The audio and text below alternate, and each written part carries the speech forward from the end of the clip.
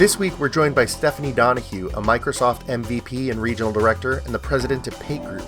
We talk about identity management and its relationship to the modern IT infrastructure and whether identity is the new firewall.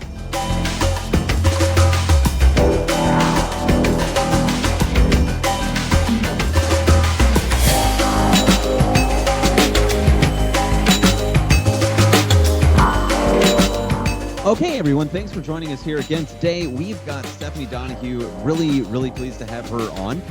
We're going to be talking through some aspects of identity security and basically that endpoint / network security a little bit that has to do with, enterprise security across the board. She's got some great experiences she's going to share with us today. Stephanie, thanks for joining us. Thanks for being here. Yeah, thanks for having me, guys. Sure. So Stephanie, introduce yourself to the audience. Go ahead and introduce yourself to the audience. Stephanie, do what he said. All righty. All right, Stephanie Donahue. I own a company called PAIT Group. We're based in Cincinnati, Ohio, and we do Office 365 consulting. Me personally, I'm a Microsoft Regional Director and MVP. And, I spend a lot of my days with customers, helping them understand how to translate what they do now in kind of the legacy format into what you can do in Office 365. So lots of time with the business, lots of time at the strategy level, just mapping from old processes and old products to doing something new. And identity is a big piece of that right now. Yep, and we've both worked with Stephanie at different events, but also with different customers over the years, and we know she's got a ton of experience, and so does PAIT Group as a whole. Just lots of different kinds of customers all across the country that they deal with all the time. So, perfect person to have on the podcast to talk about all this stuff. Perfect. Yeah. That's a lot of pressure, Hunter. I don't know. Yeah, that's right. We demand perfection. No, but it's great. We had some conversations before this, right? You had a ton of great anecdotes. Again, as one of these conversations where she's like telling us these things and we're like, oh, we should have recorded this. So we could have done this session like 3 times over by this point, I think. Yeah, so right. And it's great. They're good conversations too. So tell us a little bit about what you've seen with some of your customers, for instance. And I think that's a good starting point, right? When it comes to like identity security, and especially in this stage of digital transformation and COVID times where people are having to make this fast move to the cloud that's been even more accelerated by the things that are happening right now, right?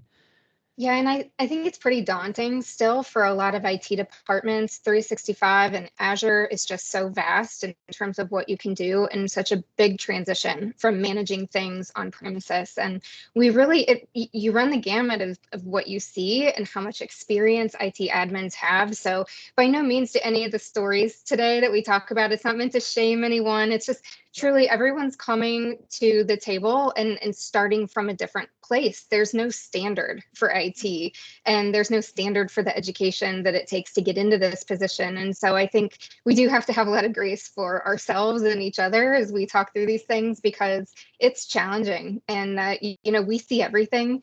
One of the most recent stories that it did kind of surprise me. We talked with a group where they were still managing, they didn't have Active Directory.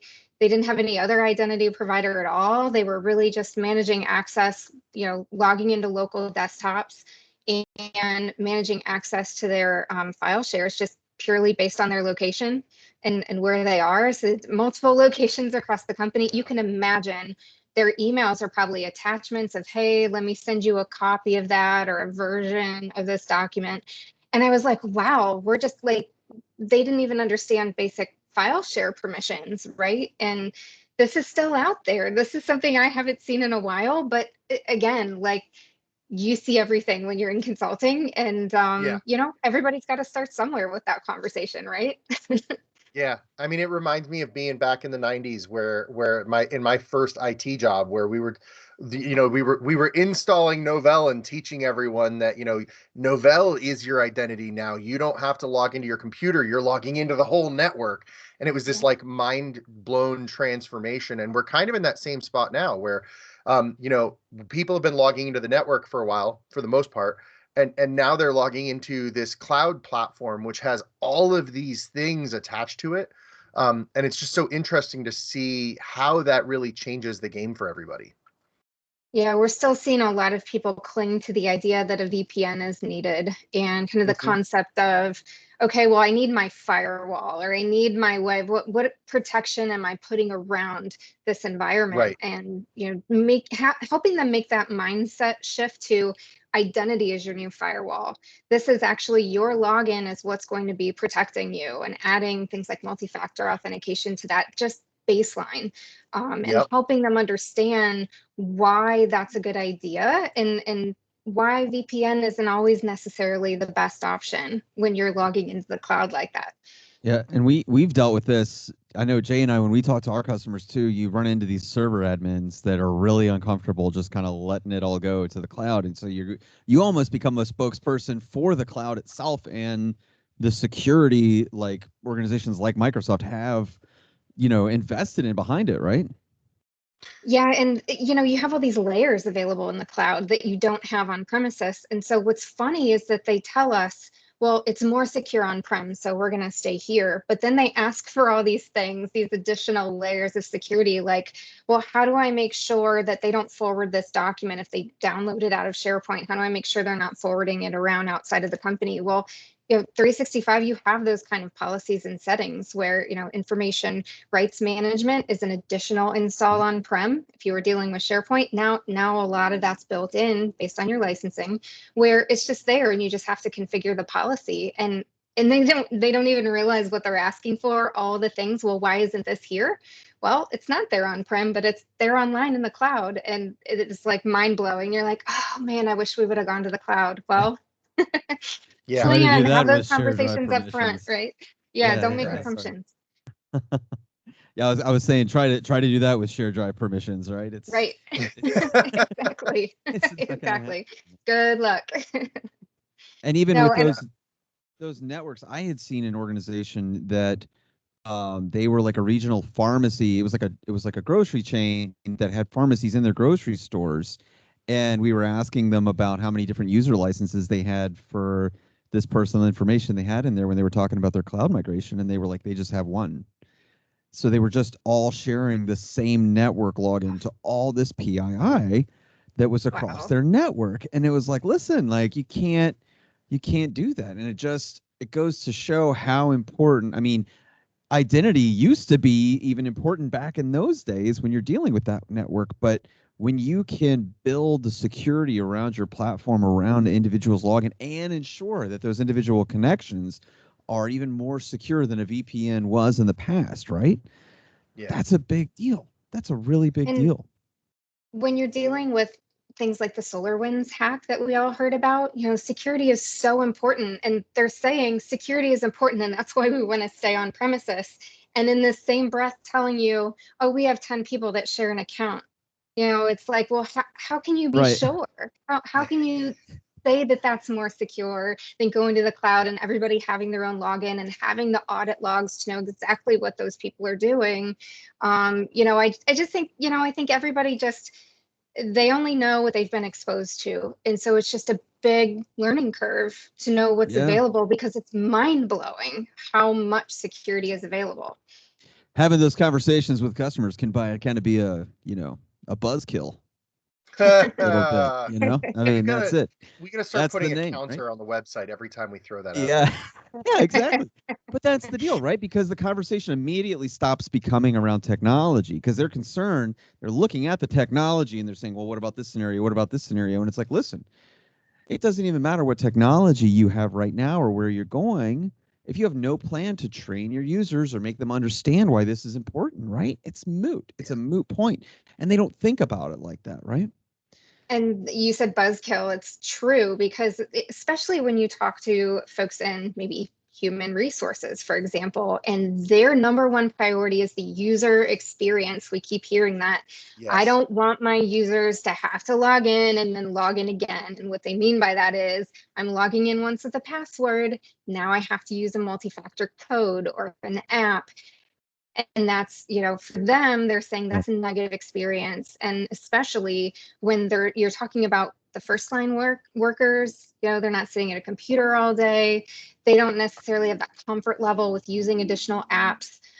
They deal with retirees on portals, and there's definitely a faction of people that have already left the organization that need to get back in. They're going to struggle to log in when they're not trained up on new technologies. And so for people like that in HR, they do have a valid concern. We really have to balance that request with, how do we protect our data and still be able to make the user experience better? And I think Microsoft's making a lot of good progress in that area. Yeah, we were talking about things they have for like frontline workers and kiosks. Jay, what were you going to say? I was gonna ask. So Stephanie, talk to us a little bit about what is Microsoft specifically doing to increase that, to decrease that concern, I guess. Yeah, they're releasing things that aren't just username and password based. So we're starting to see options for SMS sign in, where you just punch in a phone number and it'll go out and send you a code, and then you can get in with the code. We're seeing things like PIN numbers instead of usernames or instead of passwords. So just punching in your code and, doing things like that. Windows Hello, that's another one. Just kind of a face scan so you can get in quickly. So doing things that, your first line workers, those that are kind of on the go, they have very important things going on. And the last thing they want to deal with is their password not working or trying to remember what that password was when they're only logging in once a day or once a week. So being able to have some options out there where they can really use those things. The Authenticator app's another one, right? Like just anything you can do to make it easier that allow them to log in quickly, gets their information and get out and get on with whatever, other important things they have going on. So lots of options. So are we finally able to say gone are the days of 30-day passwords with no repeating characters and an upright and a lowercase and are we finally moving away from the craziness that is passwords to enable security but not destroy your hopes and dreams as you're trying to remember these things? Have you seen the best practices guidance that says you don't have to have a password reset policy? Right. Wow. Doesn't that blow your mind? Like I've seen the best practices out there that are saying that, because if you change it too frequently or you make it too complicated, they just write it on a Post-it note and stick it on under their desk. That's not secure either. Yep. So I think those days of, complicated passwords, they really are kind of disappearing in lieu of better options, more secure options. And I think it's fantastic. Azure had that study. They were saying that like 70% of password hacks, they know what your password is anyway. It doesn't matter what your password is because they're getting they're finding ways to find the password itself. So it doesn't matter how complicated the password is. It's kind of a misnomer that you can like make it so complicated or change it enough that they won't be able to get it, Yeah. And having that multi-factor authentication, I have the Authenticator app, and I will tell you every holiday, I'm getting multi-factor prompts. And it's like they wait till you're on vacation and they're hitting that account. And I can't say every holiday, but I feel like it's been more frequent that it's disturbing. And you go out and you change your password and you do all the right things, and it surfaces again. And you're like, but I used a different password and I used a complicated password. And it's just not enough. You really have to have those additional things in place.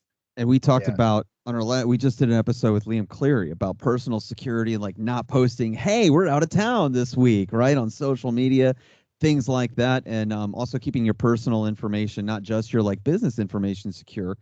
But that's what's so great about cloud security. Like another whole layer of this on top of what we're talking about with cloud security is exactly what you were mentioning before. It's this phone app, right? The device security, being able to control device connectivity itself. That's coming to cloud platforms, and it's all built in. It's stuff that you would have had to buy software, install, maintain on a server yourself. And now with Office 365 and Azure, it's like a little switch, right? And it's the same with other collaboration platforms. And I love the secure score. You don't have to be like uber super duper security person to be able to go in and configure these things. If you run your security score, you can get an idea of where you need to focus, and it will bring things into the picture that maybe you're not licensed for, but it'll tell you, you need, Azure P2 licensing in order to have this functionality. And you can just license the admin be able to go in and make some of these changes. And some of them, it doesn't require a huge cost in order to have a lot more security available.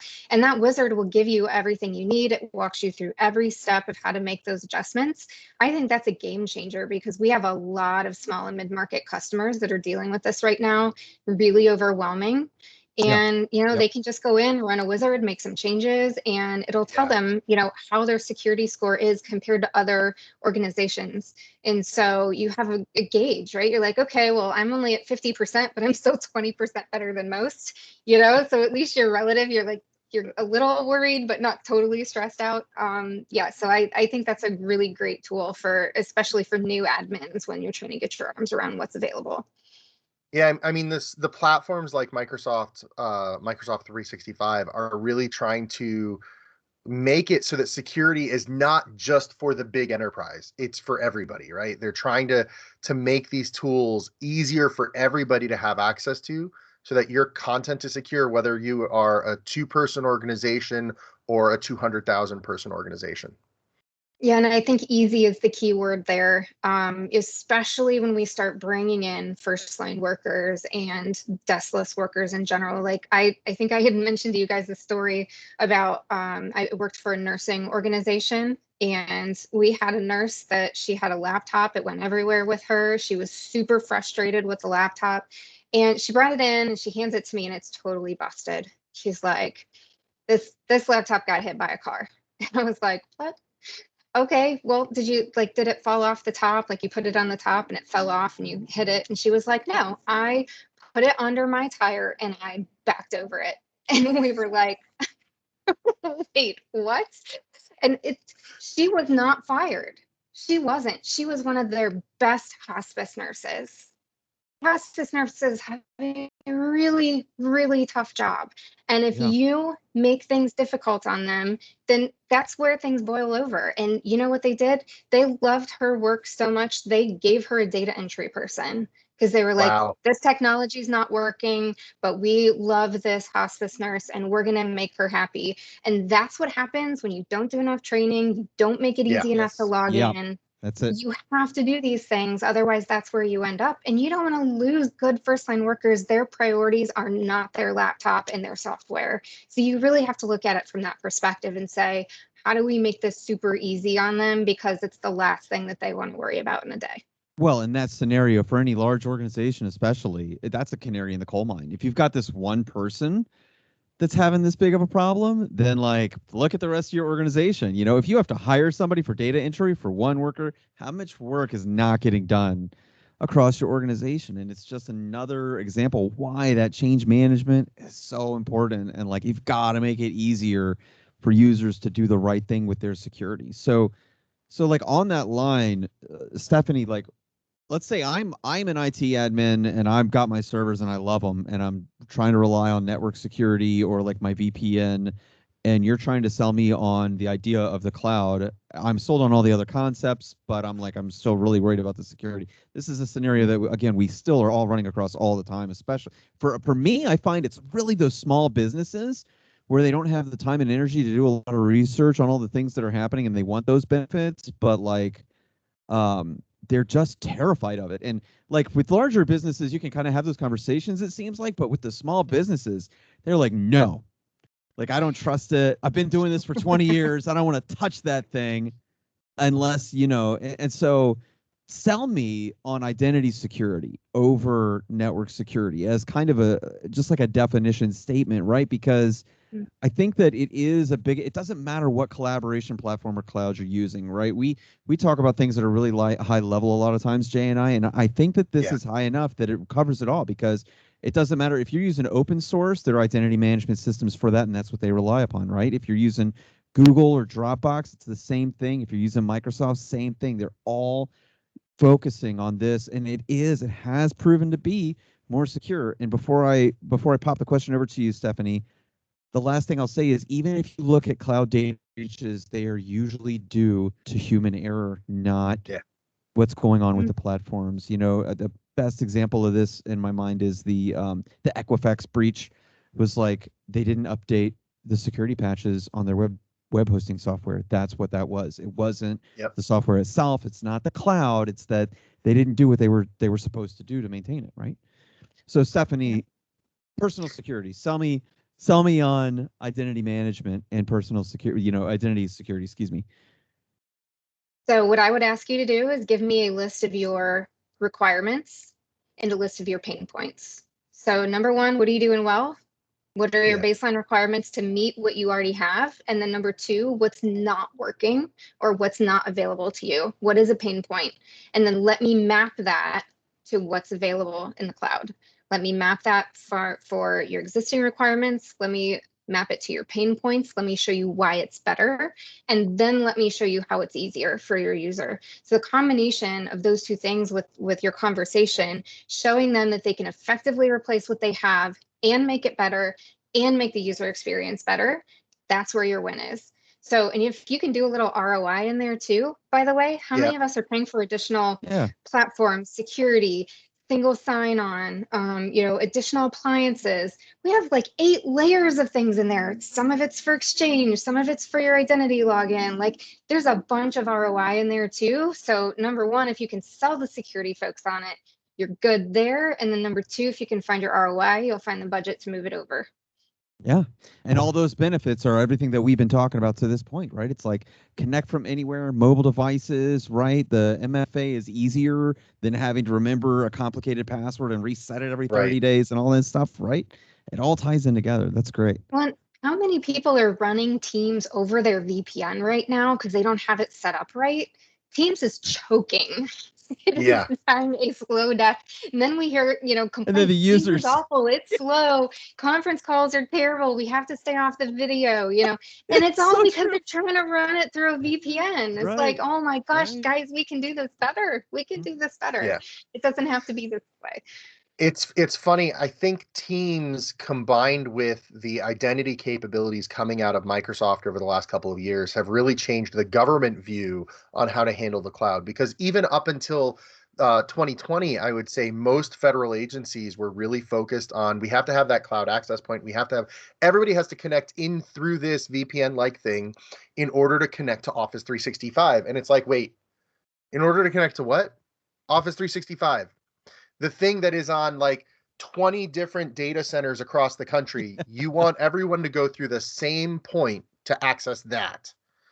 And it was, for the longest time, that was an absolute must. And then when the pandemic hit and everyone started seeing how much that single point of failure choked their ability to do work, I guess we'll have the conversation. So what is there from security and compliance, and what is the identity capabilities, and how are we able to secure content? And so I think, you started at the beginning of this. Identity is the new firewall, the new VPN. I really like what that means, and I really hope that we hear that more in the coming years, because I think that's exactly the right point, which is, if you have a closed network and you're letting people into that closed network, let's talk about firewall. Okay. But you're talking about an open network of data centers across the globe, and then you're requiring people to go in through this single point of failure rather than taking advantage of, and I'm not saying rather than lowering your security capability, but rather than taking advantage of the security capabilities that come with your platform. You're not just missing the boat, you're making it harder for everybody. Mm-hmm. Another thing that goes across the board for these platforms and user management, like identity management, is making sure that the properties of those users are well maintained, and like doing audits on that information over time, making sure you get rid of your old users, and if nothing else, to delete those licenses, right? And again, it doesn't matter if it's Microsoft or Google or Slack or whatever you're doing, it applies. It's like you need to trim it, because in all the, and I know this, I've got the Google admin certificate. I also do Microsoft 365 stuff. In both instances, a lot of what they're doing is dependent upon those user properties, right? Trimming down to the way the security works and everything. So it's really, really important as a strategy that you incorporate that. Too many organizations just look at it and they're like, we're not doing that. It's too much and it's not that important, but it is. It really is. It is, and it's all sitting in another system right now. So it's like, the Workdays of the world, the HR systems, Bamboo HR, that's where all that profile. So you have it. Someone's updating it. It's a matter of piping it into Azure AD, which, Yep. by the way, I'm going to throw a little nugget in here about Microsoft Viva. I think Yeah, go for it. Viva's coming for that HR market. And Yeah. so the types of things, the learning modules, the connections, bringing everyone into a single communications platform. Like, I think that's the angle Microsoft's taking with Viva. And I would love, love, love for this to be our primary reason to be able to move off of a separate third-party HR system and keep all of that profile information up to date in Azure AD, which is going to strengthen our security profile and our identities, because we can do a lot from, dynamic access. I mean, there's a whole other conversation there that you can look at. So I think that's a really interesting space to keep an eye on. Well, I mean, I have this conversation all the time. So we do a lot of governance work, and a lot of governance is security work. And when we're talking about how to secure your workspaces and how to make sure only the right people can access those workspaces, there's only so much you can do by named accounts. It requires you to know exactly who they are, exactly what they should be doing, and where they should be doing it. But if you can have that information that we're talking about in their identity, which in Microsoft is Azure Active Directory, if you can have that information there, now you can do things dynamically based on their role, based on their level, based on their capabilities. There's so many things that you can look at to perform that security. And here we are now, identity being the firewall, not just for the network, but now for the workspace, now for the file. You're really getting that ability to lock down because you spent some time understanding what identity means and how to use it. And I think like 2 years ago, we would have said, or somebody pitching Microsoft or any of these platforms would have said, man, yeah, that's so cool. You can kind of tailor the way the user's interacting with the environment by tweaking out their user properties. Same thing with Google. And now, after everything that's happened over the past 2 or 3 years, it's like, no, this is a must now. This is not like a good to have. This is like how security is done in the cloud, and you got to be doing it, because if you ain't, then you're gonna be missing out. And the organizations that are saying, oh, we'll just put it off, it's another project, they're the ones that in 2 years are going to be forced to stop everything and clean it up, just like a constant clean was happening before those migrations, before everybody went to the cloud. And this is the next step. So I really think it's never important until it's too late. You're reacting, right? Let's be proactive, not reactive. That's right. Yeah. That's right. Yep. So Stephanie, to kind of like to bring it all back together, Stephanie. I think Stephanie. I'm gonna cut him off. Can I mute him? Can I hang him up? We'll just finish the two of us. Yeah, right. So I think using that phrase of identity as the new firewall is kind of like the big aha moment for this conversation. What if you had to wrap this conversation up with a nice little bow for people to take back to their management, to their security, what do you think your key takeaway here is? I think the key takeaway is that if you are still someone who's saying on-premise safer, I think you need to be looking at what's available and doing some research, some education, talk to people, see what you can learn. And if you're someone who's like, I hadn't really thought of these things, and, I'm ready to make that transition, definitely, again, go get connected with people who can help you out. They can get you there faster. Our consulting firm is one option, but there's plenty of options out there, right? There's PAIT Group, lots of learning. PAIT Group, Stephanie Donahue. PAITgroup.com, yes. Yeah, but there's a lot out there. I know it's hard to get your arms around, but listening to podcasts like yours, I think there's a lot of avenues for getting up to speed on this stuff, and I think that's the name of the game. Learn what's out there and stay up to date, because you definitely don't want to be caught with someone who doesn't have the right tools at hand when they're absolutely available and they're for the taking. Awesome. Thank you. Hunter, you got any last words? Yeah, thank you very much, Stephanie, for joining us today. We really appreciate it. Great stories, great use cases, and anecdotes as always. And we hope to have you back again sometime, but we really appreciate your time and exploring this conversation with us. So take care, and we'll see you again sometime. Thanks for having me, guys.